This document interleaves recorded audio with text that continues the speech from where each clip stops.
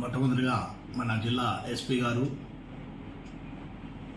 Shri Nachiket sir గారికి, అదేవిధంగా మన డిఎస్పీ గారు పులివెందుల మురళీ సార్ గారికి, అదేవిధంగా మా రూరల్ సర్కిల్ పరిధిలో ఉన్నటువంటి అధికారులు, సిబ్బంది అందరికీ నా నమస్కారములు మరియు ఈ దీపావళి శుభాకాంక్షలు తెలియజేస్తున్నాను.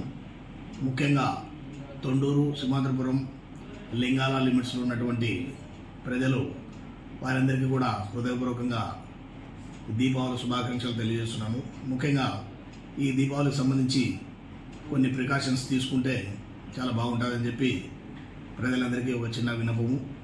ఇందులో భాగంగా చిన్నపిల్లలతో టపాసులు పేల్చేటప్పుడు వారికి టపాసులు ఇవ్వడం అనేది కొద్దిగా హానికరంగా ఉంటుంది.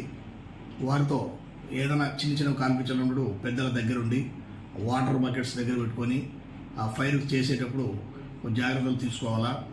దీనికి సంబంధించి పెద్దలు కూడా టపాసులు పేల్చేటప్పుడు మాస్క్ వేసుకుంటే చాలా మంచిది.